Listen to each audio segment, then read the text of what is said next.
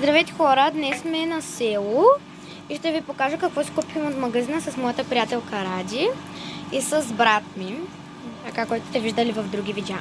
Така, това изглежда така с опаковка и сега ще изгубя много време, ако го отворя на камера, така че ще се върна като го отворя. Тъй, отворих го. Изглежда добре и е пълно догоре. Пък във Варна те са буквално до половината на това. И 3 лева. Така, но то е такова като ролка и се върчи топчето и излиза сок.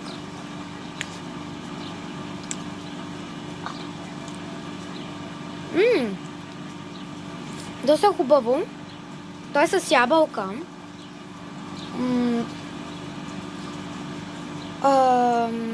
Да, хубаво е.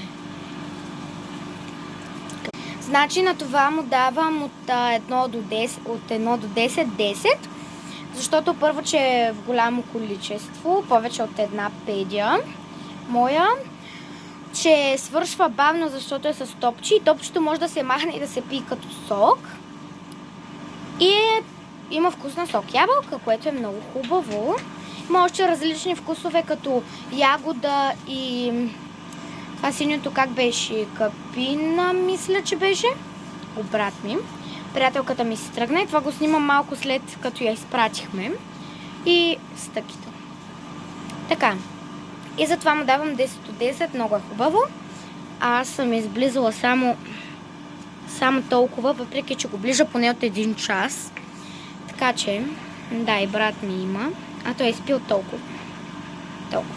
Малко повече от мен, защото го ближи още от магазина. Да. Чао! Това ще е за днеска.